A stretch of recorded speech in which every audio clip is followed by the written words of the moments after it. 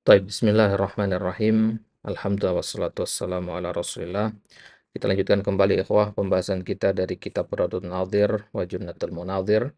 Nah, setelah di pertemuan sebelumnya kita ambil dari kitab Az-Zawaid, sekarang kita masuk ke Radul Nadhirnya. Ya, sebelum masuk ke situ kita ambil tasjir dulu ya untuk bagannya agar kita tahu kita sedang berada di pembahasan yang mana. Nah, jadi kita sedang di ruang lingkup al-ahkam asy-syar'iyyah, yang mana kita katakan hukum itu ya al-ahkam asy-syar'iyyah itu ada dua, taklifiyah dan al-wad'iyah. Nah, kita sedang di at-taklifiyah. Taklifiyah itu ada lima, al-wajib, al-mandub, al-mubah, al-makruh, dan al-haram. Nah, di pembahasan al-wajib ini ada beberapa poin yang akan dibahas di sini nanti. Pembagian wajib berdasarkan zat, berdasarkan waktu, dan seterusnya. Nah, maka kita ada di sini sekarang. Nah, inilah yang akan kita bahas di pembahasan al-wajib sebelum kita masuk ke al-mandub nanti. Nah, yang sudah kita bahas adalah bagian hadduhu istilahan. Yang sudah kita bahas kemarin, definisinya ada tiga. Kita pilih definisi yang pertama. Definisi yang kedua, ya ada celahannya, ada celahnya. Definisi yang ketiga juga begitu. Kemudian yang kedua yang kita bahas kemarin adalah hubungan antara fardu dengan wajib. Kita katakan fardu sama dengan wajib. Inilah pendapat yang dipilih oleh penulis. Nah, sedangkan pendapat yang kedua mengatakan fardu itu lebih kuat, ya, itu tidak kita ambil. Ya, ini pendapat yang kedua ya, pendapatnya ulama Hanafiyah, ini dalil mereka. Nah, ya, inilah pembahasan yang sudah kita ambil kemarin di pertemuan sebelumnya. Nah, sekarang kita masuk di sini aqsamul wajib bi'tibari dzatihi, pembagian wajib berdasarkan zatnya menjadi wajib muayyan dan wajib mukhayyar. Wajib mukhayyar nanti kita akan bahas ada dua pembahasan, mubham dan pembahasan yang diingkari oleh orang-orang Mu'tazilah. Nah, baik. Kita mulai masuk ke kitab Raudatun Nadhir sekarang. Faslun inqisamul wajibi bi'tibari dzatihi. Kalau ada dua tanda kurung di sini berarti ini bukan ucapan Ibnu Qudamah ya. Ini ucapan dari penyusun kita apa namanya? Atau yang mencetak ulang kitab Radul Nadhir ini. Baik. Pembagian wajib berdasarkan zatnya. Ini zat perbuatan. Ya, kalau kita membahas hukum syar'i, yang kita bahas itu adalah perbuatan, bukan hamba. Karena ada dua hal di sini, ada pelaku dan yang dilakukan. Yang kita bahas adalah yang dilakukan. Nah, maka zat dari perbuatan yang kita bahas sini, ibadah yang kita katakan wajib itu. Nah, al-qaulul awal, pendapat yang pertama, ya, ini adalah ikhtiyarul mu'allif. Kalau dikatakan ikhtiyarul mu'allif berarti ini pendapat yang dipilih oleh Ibnu Qudamah. Baik. Berarti kita katakan di sini wal wajibu yang qasimu ila. Wajib itu dibagi menjadi dua. Yang pertama muayyan, yang kedua mubham. Ya, fi aqsamin mahsurah, dalam pembagian yang terbatas. Fayusamma wajiban mukhayyar. Nah, wajib yang kedua ini yaitu wajib mubham, inilah yang dimaksud dengan atau yang disebut dengan wajib mukhayyar itu. Ya. Nah, baik. Kakhislatin atau kakhoslatin min khisalil kafarah. Contohnya misalkan ya khoslah ya sesuatu ya dari khisal al-kafarah. Ya sifat-sifat kafarah. Nah, ya, sebelum masuk ke situ kita jelaskan satu persatu.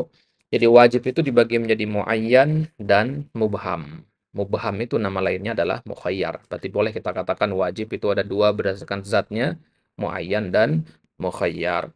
Muayyan itu artinya sesuatu yang diminta oleh syariat dilakukan secara ta'yin, ya, secara spesifik, ya, sama dengan istilah fardu ain. Nah, jadi wajib muayyan itu sesuatu atau suatu ibadah yang diminta oleh Allah Subhanahu wa taala untuk kita lakukan ala sabilil ilzam tentunya. Semisal sholat, zakat, puasa itu namanya wajib muayyan, dan ini tentu tidak perlu kita ya perlebar lagi pembahasannya, tidak ada pembagiannya. Wajib muayyan contohnya puasa, sholat, zakat sudah itu. Nah, sekarang yang jadi pembahasan kita adalah wajib mukhayyar ini ya. Wajib mukhayyar itu ya sebuah ibadah yang dia dikatakan wajib tapi mukhayyar. Mukhayyar artinya ada pilihan, ada choice kita di situ ya. Choice untuk ya memilih salah satu dari beberapa. Contohnya K. Ya, K di sini maksudnya mislu. Mislu khaslatin min khisalil kafarah. Ya. Bentuk dari bentuk-bentuk kafarah atau sikap sifat dari kafarah. Ya. Ya, misalkan dalam kafarah itu ada 3. Ya. Kafarah itu yang pertama bisa dengan al-it'am. Ya, al-it'am. Agak susah kalau seperti ini ya. Al-it'am. Kemudian yang kedua itu al-iksa.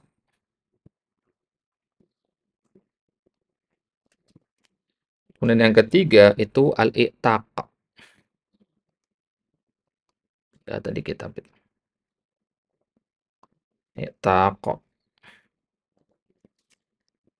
Baik. Nah, jadi kafarah, khisal kafarah itu ada 3. Ada it'am, yaitu memberi makan, ada iksa, itu memberi pakaian, dan ada i'taq, membebaskan budak. Nah, ini kafarah bagi orang yang melanggar sumpahnya. Orang yang melanggar sumpah itu dia wajib membayar kafarah dengan 3 cara. Itu memberi makan orang miskin, memberi pakaian kepadanya, atau membebaskan budak. Sebagaimana di surat Al-Maidah dikatakan, la yu'akhidhukumullahu billagwi fi aimanikum, walakin yu'akhidhukum bima aqadtumul aiman. Ya, Allah akan menghukum kalian dengan sumpah-sumpah yang telah kalian buat dan kalian langgar. Nah, kafarahnya apa? Fakafaratuhu it'amu asyarati masakin. Itu yang pertama, yaitu memberi makan 10 orang miskin. Min awsati ma tut'imuna ahlikum. Yang kedua, au kiswatuhum, memberi pakaian. Au tahriru raqabah, atau membebaskan budak. Nah, ini namanya wajib mukhayyar.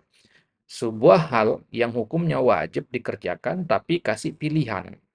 Kalau sholat, nggak ada pilihan lain. Harus dikerjakan sebagaimana diperintahkan. Nggak ada pilihan lain. Sholat itu boleh dengan cara begini, cara begitu, nggak. Sholat itu satu, sudah. Ya, itu namanya wajib muayyan. Adapun wajib mubham atau wajib mukhayyar, ini ada pilihan di dalamnya. Nah, pilihan itu apa? Ya, pilihan ini harus kita kerjakan salah satunya. It'am kah, iksa kah, atau i'taq. Ya, kalau kita sanggupnya iksa, ya, memberikan pakaian, ya berikanlah pakaian. Kalau tidak sanggup, ya it'am. Nah, ini contohnya, khisalil kafarah. Ya, jadi ini pendapat dari Ibnu Qudamah yang mengatakan bahwasanya wajib itu bisa dibagi menjadi muayyan dan mukhayyar. Nah, sedangkan al-qaulus tsani, pendapat yang kedua yaitu dari kalangan Mu'tazilah, mereka mengingkari hal tersebut. Wa angkarat al-Mu'tazilatu dzalika. Dan orang Mu'tazilah mengingkari hal tersebut. Maksudnya hal tersebut pembagian wajib menjadi 2 tadi. Jadi kata mereka, nggak ada itu namanya wajib mukhayyar. Ya, gimana dia dikatakan wajib? Wajib kan artinya harus dilakukan, sedangkan mukhayyar kan dikasih pilihan, gitu. Jadi mereka mengingkari. Ya, orang-orang Mu'tazilah mengingkari. Siapa itu Mu'tazilah? Mu'tazilah di sini maksudnya ya sempalan dari kelompok Qadariyah. Nah, jadi aslinya ya, Mu'tazilah itu dari Qadariyah. Nah, ya, perbedaan antara Qadariyah atau Mu'tazilah dengan akidah Ahlussunnah wal Jamaah adalah dalam masalah murtakibil kabir, dalam masalah pelaku dosa besar, keluar dari Islam atau tidak. Nah, orang-orang Mu'tazilah mengatakan ya manzilah bainah manzilatain. Dia tidak muslim, dia tidak kafir. Nah, ini akidahnya orang-orang Mu'tazilah.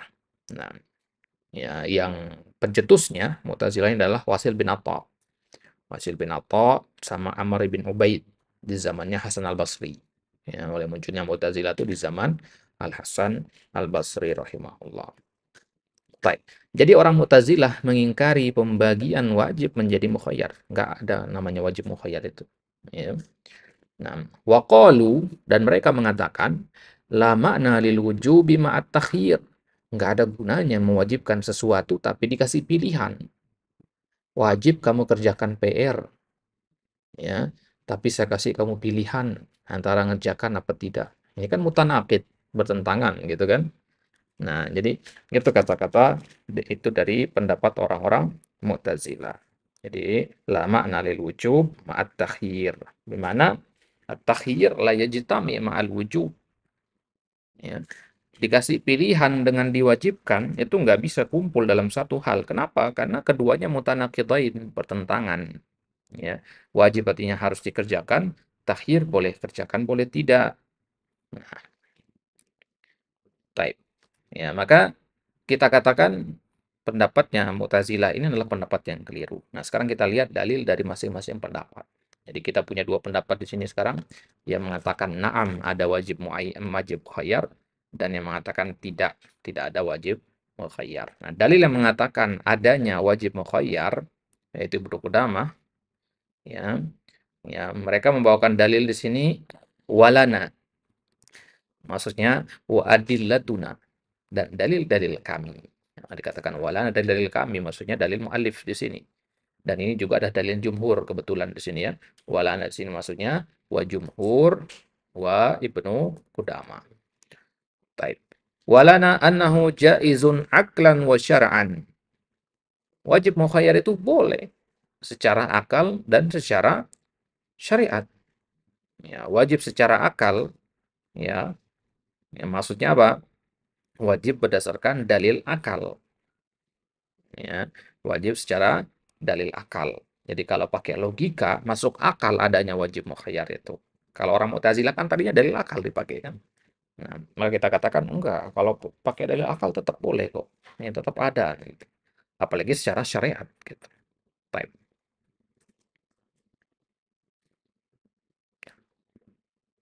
Apa dalilnya secara akal? Ammal akal.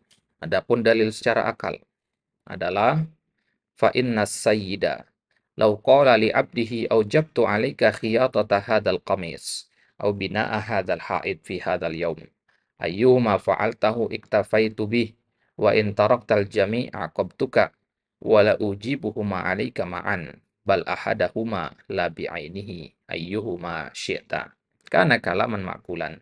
Jadi kalau ada seorang tuan berkata kepada budaknya, wahai budakku, aku wajibkan kepadamu untuk melakukan satu dari dua hal pada hari ini.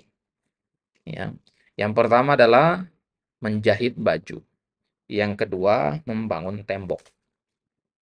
Yang manapun kamu lakukan satu dari keduanya, maka itu sudah cukup.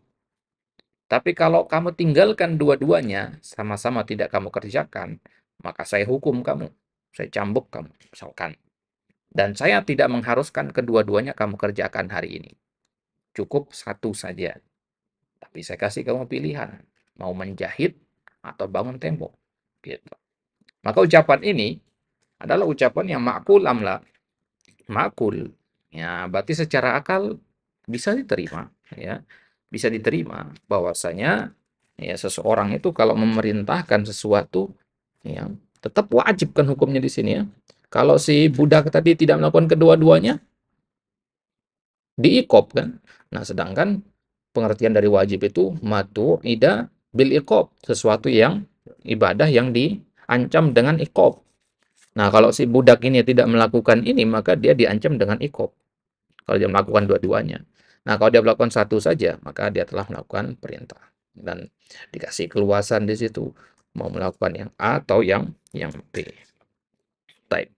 Jadi jawaz atau al-jaiz aklan. Ya, artinya boleh secara akal. Baik. Wala yumkinu da'wa ijabil kull li'annahu sarraha binaqidihi. Dan tidak mungkin kita katakan bahwasanya ya si tuan tadi telah mewajibkan kedua-duanya. Li'annahu sarraha binaqidihi. Karena si tuan tadi sudah dengan terang-terangan mengatakan lawannya. Artinya nggak boleh kedua-duanya dikerjakan. Cukup satu saja. Ayyuhuma fa'altahu iktafaitu bihi. Yang manapun kamu kerjakan dari keduanya, maka saya cukup dengan hal tersebut. Wa in taraktal jami' aqabtuka. Ya, tapi kalau kamu tinggalkan seluruhnya, kedua-duanya, nah disitulah engkau berhak mendapatkan al-iqab. Nah, jadi wala yumkin da'wa ijabil kulli annahu huwa di sini kembalinya ke as-sayyid. Ya, li'annahu sarraha binaqidihi. Jadi secara logika tidak mungkin kita katakan bahwasanya si tuan itu ya mengharuskan kedua-duanya. Secara logika juga tidak mungkin kita katakan si tuan itu tidak memerintahkan apapun. Karena jelas-jelas kan dikatakan lakukan ini dan ini gitu. Jadi nggak masuk akal dong kalau kedua-duanya ditinggalkan gitu maksudnya. Wala da'wa annahu ma aujaba syai'an aslan. Nah itu ya. Tidak mungkin kita katakan bahwasanya si tuan itu tidak mewajibkan sesuatu apapun li'annahu arradahu lil iqab bitarkil kul. Karena ya, si tuan ini mengancam dengan iqab kalau dia meninggalkan kedua-duanya. Ya. Meninggalkan kedua-duanya, melakukan kedua-duanya sama-sama dapat iqab. Jadi maksudnya melakukan kedua-duanya atau meninggalkan kedua-duanya sama-sama dapat iqab. Nah, melakukan kedua-duanya, kalau dari sudut pandang logika, mungkin kan si tuan itu senang aja ya. Dalam satu hari, dua kerjaan selesai. Nah, tapi bagaimana halnya kalau ternyata ya justru jika dua perbuatan itu dilakukan satu hari akan memudorotkan, artinya tidak sesuai dengan diharapkan. Kayak misalkan, kalau dua-duanya dikerjakan hari ini, maka nanti si budak ini nggak ada waktu, nggak ada tenaga untuk melakukan yang lainnya. Gitu. Ya, jadi di pagi hari misalkan ya, kita bikin skenario-nya begini. Si tuan bilang kepada budaknya, hari ini, di pagi hari ini, kamu wajib menjahit baju atau bangun tembok ini. Nah, karena nanti sore akan ada datang tamu. Ya, tapi kamu harus lakukan salah satu aja. Karena kalau kamu lakukan kedua-duanya, capek kamu. Nanti siang nggak bisa istirahat. Nah, kalau kamu capek karena nggak bisa istirahat, nanti sore nggak ada yang menjamu tamu, nggak bisa masak kamu nanti sore. Nah, maka kalau kamu lakukan kedua-duanya, saya marahin kamu. Kamu tinggalkan kedua-duanya juga, saya marahin kamu. Gitu. Ya. Maka yang bagusnya bagaimana? Cuma satu kemungkinan, lakukan salah satunya. Ya, karena kalau menjahit baju, waktu yang dibutuhkan 1 jam. Ya, membangun tembok juga waktu yang dibutuhkan 1 jam. Sisanya manfaatkan buat tidur. Nah, kalau kedua-duanya kamu kerjakan, jadinya 2 jam waktu istirahat kepotong. Nah, logikanya seperti itu. Nah, maka bisa kita katakan bahwasanya lakukan kedua-duanya dihukum, meninggalkan kedua-duanya dihukum. Maka apa pilihannya? Lakukan salah satu saja. Taib. Wala annahu aujaba wahidan muayyanan li'annahu sarraha bitakhir. Tidak boleh juga kita mengatakan bahwasanya si tuan itu mewajibkan satu saja secara muayyan, secara spesifik. Muayyan di sini artinya spesifik, ainnya, zatnya. Li'annahu sarraha bitakhir, karena jelas-jelas tadi si tuannya mengatakan ada pilihan, ada choice. Ya, kalau ada pilihan masa kita pahami berarti hanya satu yang diwajibkan, gitu kan? Taib. Maka kita masukkan percakapan ini atau skenario ini kepada wajib muayyan tidak bisa. Kan wajib muayyan artinya satu nggak ada pilihan, nggak ada choice. Wajib pekerjakan dan hanya satu banyaknya. Itu wajib muayyan. Nah, wajib mukhayyar beta. Wajib mukhayyar itu ya kita wajib melakukan ya, tapi dikasih pilihan manapun yang kita mau yang sesuai dengan kondisi kita gitu. Taib. Lam yabqa illa annahu aujaba wahidan la bi'ainihi. Maka tidak tersisa kemungkinan kecuali berarti si tuan telah mewajibkan satu saja tapi bukan spesifik. Wajib lakukan tapi nggak spesifik. Nah, itu beda dengan wajib muayyan. Kalau wajib muayyan, wajib lakukan dan spesifik. Nah, kalau mukhayyar, wajib lakukan dan tidak spesifik. Nah, maka skenario pertama, kedua, ketiga ini tidak bisa kita terima secara akal. Baik. Wali'annahu la yamtani'u fil aqli an yata'allaqal gharadu biwahidin ghairi muayyan. Nah, la yamtani' fil aqal maksudnya secara akal itu tidak ya tidak mustahil an yata'allaq al-gharad. Al-gharad itu maksudnya tujuan, ya. Tercapainya tujuan itu biwahidin ghairi muayyan dengan satu hal tanpa dispesifikkan. Maksudnya apa? Secara logika, si tuan tadi telah mendapatkan apa yang diharapkan meskipun dia tidak menspesifikkan perintahnya harus mengerjakan yang mana. Yang diinginkan oleh si tuan adalah pekerjaan rumah itu selesai. Ya, pekerjaan rumah itu selesai. Jadi tujuan itu tetap bisa kita raih, pekerjaan rumah selesai, tujuan itu, tanpa perlu mengatakan spesifik pekerjaan rumahnya yang mana, gitu. Misalkan, ya, anak ingin dari istri anak agar dia menyelesaikan pekerjaan rumah. Pekerjaan rumah itu kan banyak, masak, ngurus anak, beres-beres, nyapu, ngepel, sebagainya. Ya, maka satu saja yang dia kerjakan dari sekian banyak perbuatan itu, anak bilang ke istri, ya, ya bereskan rumah ya, udah tolong. Ya, lakukan pekerjaan rumah berupa ngepel, nah, atau masak. Nah, kalau dikasih pilihan seperti itu, maka istri boleh melakukan hanya salah salah satunya saja. Baik. Nah, sekarang jadi pertanyaannya adalah, bagaimana kalau sang suami mengatakan istri lakukan pekerjaan rumah? Apakah seluruhnya atau hanya satu? Nah, ini maksudnya. Ya, kalau suaminya mengatakan begitu, ada mama asal di sudah ngepel, kemudian istrinya hanya ngepel saja. Pulang-pulang suaminya marah karena nggak ada makanan. Wah, tadi kan saya sudah suruh melakukan pekerjaan rumah, tapi kenapa makanan nggak ada? Maka istrinya berdalih, tadi katanya pekerjaan rumah, ngepel kan pekerjaan rumah, dan sudah saya kerjakan. Berarti saya sudah menggugurkan kewajiban saya. Nah, itu masuk ke pembahasan umum nanti. Ya, kapan? Ya, apakah kata pekerjaan rumah itu masuk ke konteks umum apa tidak? Ya, gitu. Nah, nah, kalau kita lihat dari pembahasan wajib ini, itu yang dibahas adalah zat, ya kan? Zat dari perbuatan tersebut. Ya, misalkan tadi menjahit baju, kemudian membangun tembok, zatnya itu yang kita bahas sekarang. Nah, jadi kenapa kita katakan layam tani fil akal, artinya layam tani fil akal itu ya bisa diterima secara logika bahwasanya suatu gorot, suatu tujuan bisa tercapai hanya dengan melakukan satu perbuatan ghairi muayyan yang tidak spesifik. Liqauni kulli wahidin minha wafiyan bil gharad hasba wafa'i sahibihi. Kenapa begitu? Karena setiap dari dua perintah itu, kan ada dua tadi ya, menjahit baju atau membangun tembok. Ya, satu dari yang kedua itu masing-masingnya wafiyan bil gharad. Wafiyan bil gharad itu maksudnya sesuai dengan tujuan yang diinginkan. Ya, wafian bil gharad di sini maksudnya memang pas dengan tujuan yang diinginkan. Hasba wafa'i sahibihi. Ya, sesuai dengan yang diinginkan oleh sahibnya. Fayatlubu minhu qadra ma yafi bi gharadihi. Maka si tuan meminta dari budaknya, ya, qadra sesuai dengan takaran yang akan mencukupi tujuannya.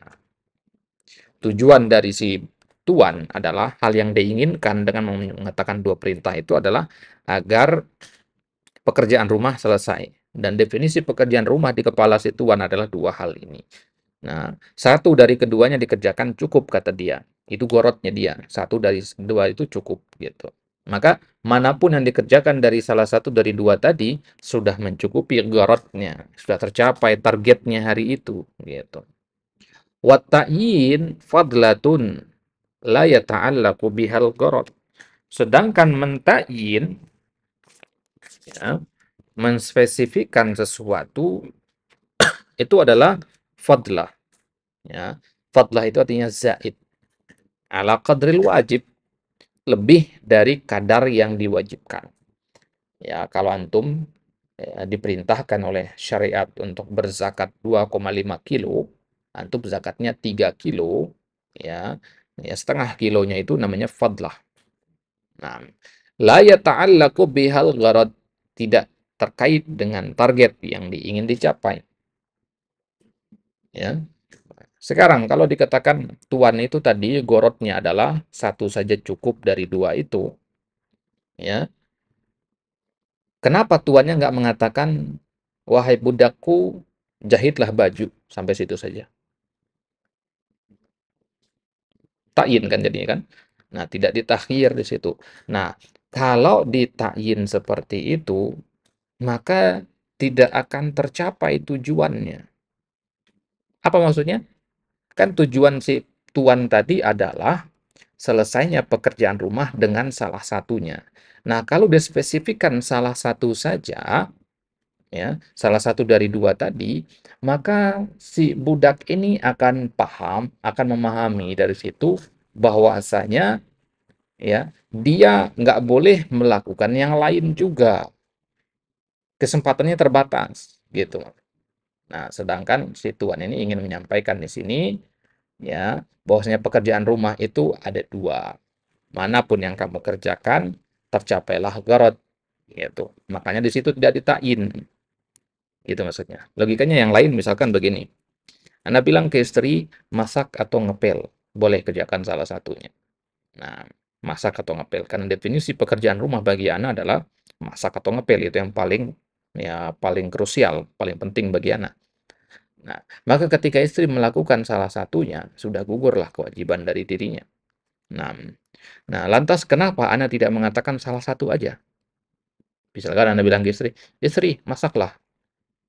Ya, masaklah. Nah, kalau Anda katakan istri, masaklah, ya, maka istri akan paham bahwasanya, ya, yang wajib dia kerjakan itu hanyalah memasak. Berarti ngepel itu nggak krusial bagi dia. Gitu maksudnya. Nah, maka agar ada makna krusial itu. Ya, sehingga, ya, sekarang kalau kita terapkan logika penalaran seperti itu ke dalam ayat surat Al-Maidah tadi tentang kafaroh bagi orang yang melanggar sumpah itu. Melanggar sumpah itu ada 3 kafarohnya, memberi makan, memberi pakaian, dan membebaskan budak. Berarti ketiga hal ini adalah hal-hal yang penting. Nggak bisa kita katakan satu dari 3 ini lebih penting dari yang lainnya. Gitu. Kadar wajibnya sama. 50%, 50%. Gitu. Nah, kalau 3 berarti ya 33%. Ya, 33,3% seluruhnya. Baik. Nah, sehingga tidak boleh kalau ada seorang muslim memahami, wah, kafaroh itu kan ada 3, memberi makan, memberi pakaian, dan membebaskan budak.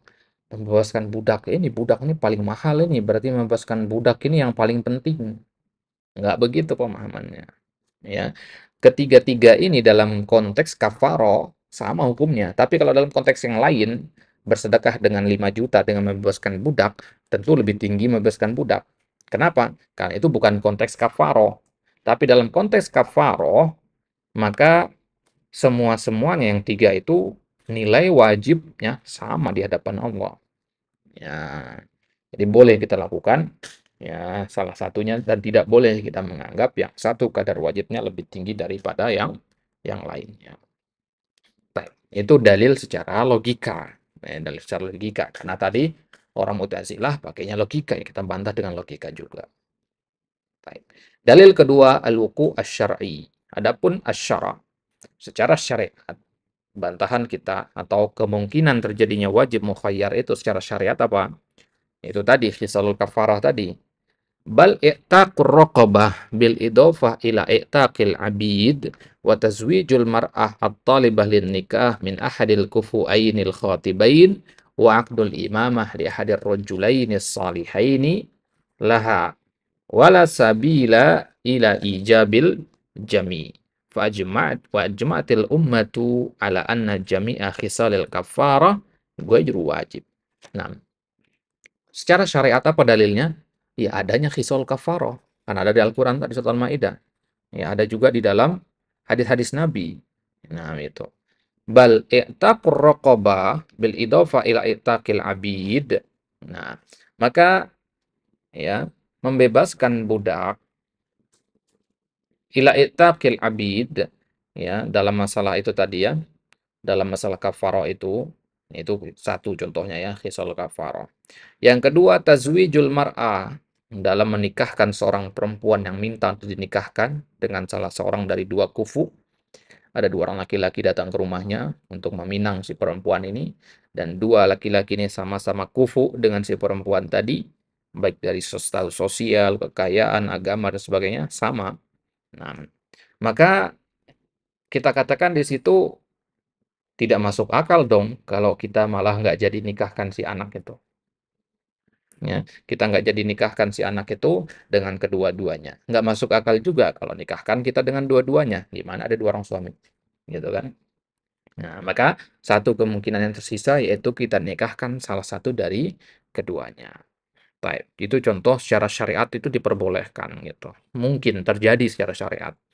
Kemudian yang ketiga, aqdul imamah li ahadir rajulaini salihain. Kepemimpinan dalam sholat misalkan, siapa yang menjadi imam di antara dua laki-laki yang saleh. Sama-sama baik hafalan Qur'annya, sama-sama bagus bacaannya, ya sama-sama soleh, sama-sama paham sunnah, nah, ya, sama-sama ya Islamnya bagus. Nah, yang mana yang kita dahulukan menjadi imam di antara keduanya? Kalau kita katakan dua-duanya nggak boleh jadi imam, nggak masuk akal, ya. Atau kedua-duanya kita jadikan imam, juga nggak mungkin. Bagaimana imam sholat ada dua? Nah, maka satu kemungkinan yang harus kita lakukan adalah kita pilih salah satunya. Wala sabila ila ijabil jami. Ya, nggak mungkin kita mewajibkan seluruhnya. Wajmatil ummah, dan umat sepakat bahwasanya seluruh hisal kafarah itu nggak wajib. Maksudnya apa? Melakukan ketiga-tiganya itu nggak wajib gitu. Nah, ya,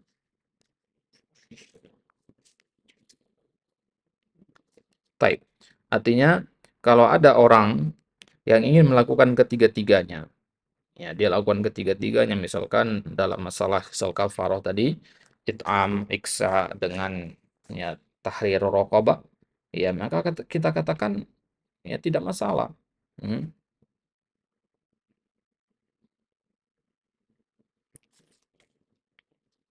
Taib. Tapi syariat sendiri tidak mewajibkan itu. Jadi sahabat tidak kafarohnya kalau dia melakukan ketiga-tiganya? Hah? Sah. Ya. Kenapa? Karena kalau kita lihat ilahnya, itu kan memberikan kebermanfaatan buat orang lain. Itu apa?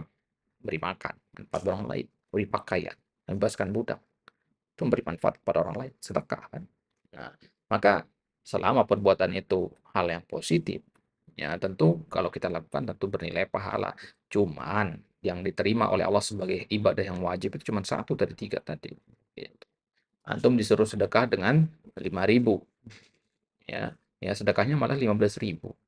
Nah, maka yang wajib, ya, nah, karena disuruh, nah, itu 5.000. Sisanya yang 10.000 itu dihukum sebagai sunnah, sebagai fudlah tadi. Ya. Nah,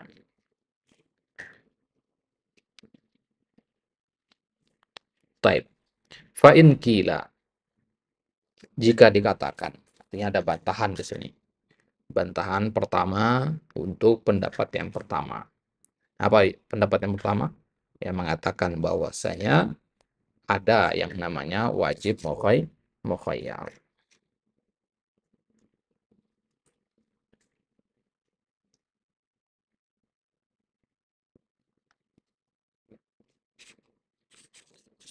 Baik. In kanatil khisalu mutasawiyatan indallahi ta'ala bin nisbah ila salahil abdi. Ada bantahan sekarang.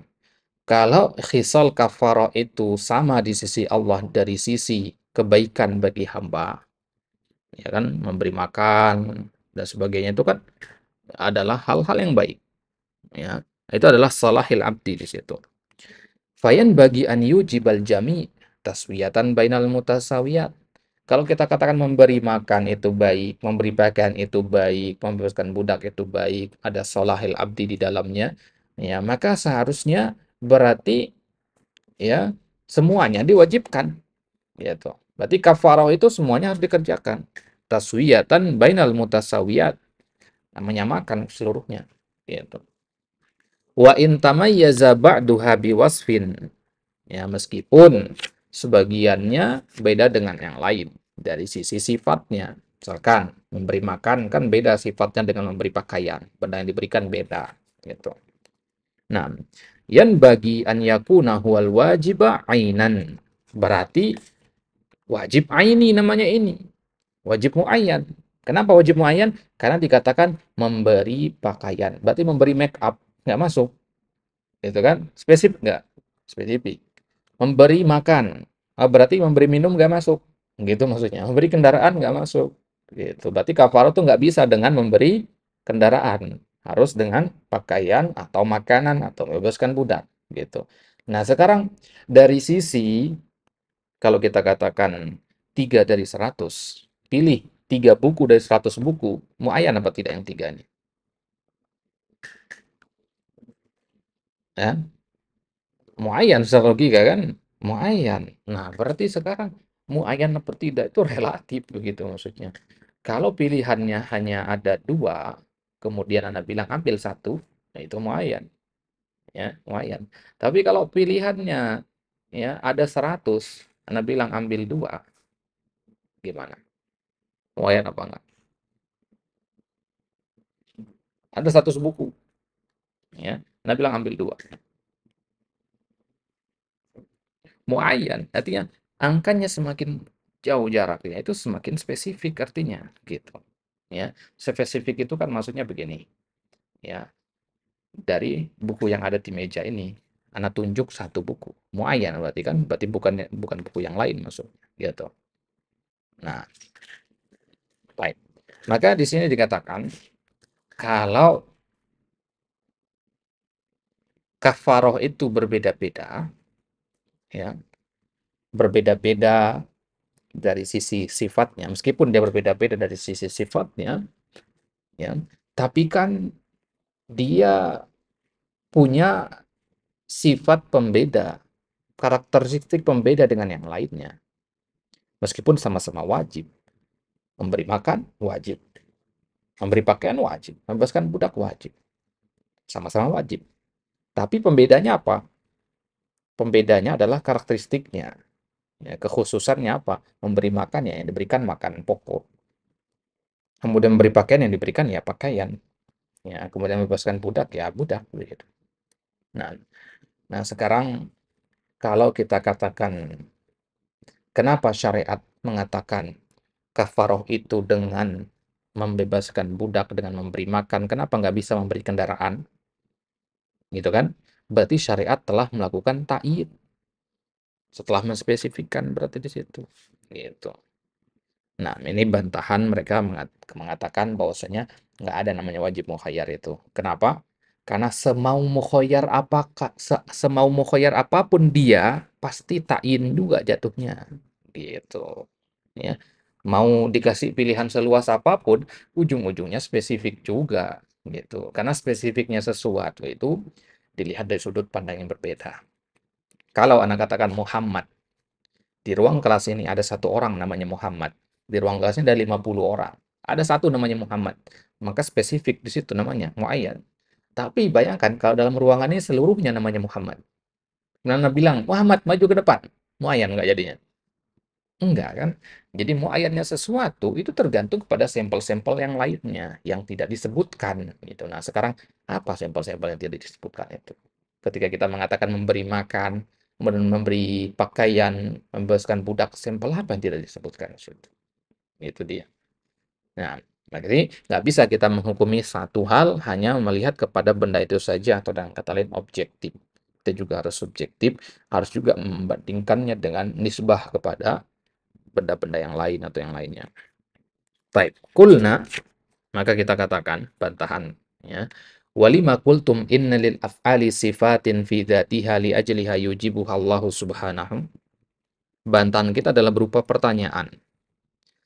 Kenapa kalian mengatakan, wahai orang-orang yang membantah pendapat yang pertama tadi, bahwasanya perbuatan itu memiliki sifat pada zatnya, dan dengan hal tersebut Allah Subhanahu wa Ta'ala mewajibkannya?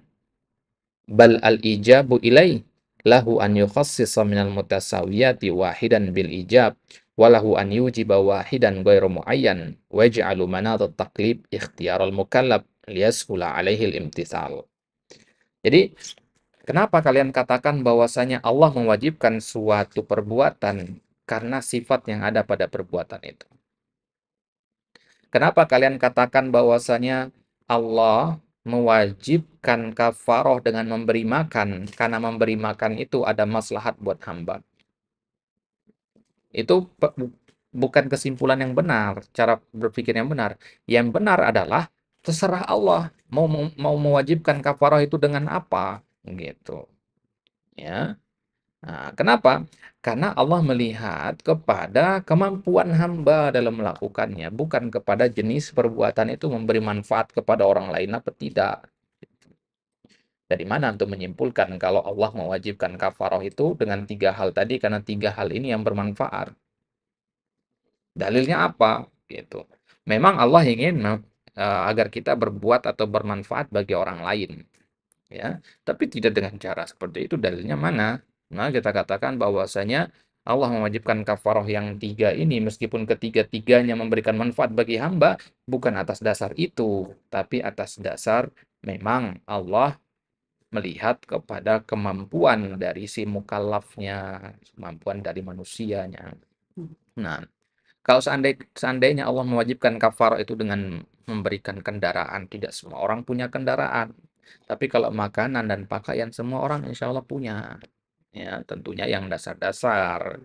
Nah, adapun membebaskan budak, ini konteksnya tentu di zaman yang memang di situ budak banyak. Kalau di zaman sekarang tentu ya tidak bisa diterapkan itu konteks budak itu gitu. Nah, karena memang Islam datang untuk menghapus perbudakan, dijadikanlah kafarah itu berupa membebaskan budak. Dari situ terselip pesan bahwasanya budak-budak yang kalian punya itu jangan ditahan, kalau bisa dibebaskan semuanya. Bukan berarti nggak boleh ditahan, silakan ditahan, tapi perlakukan dengan baik. Gitu. Nah, maka patokannya di sini adalah liyashula alaihil imtithal, agar mudah bagi mereka untuk ya taat kepada Allah.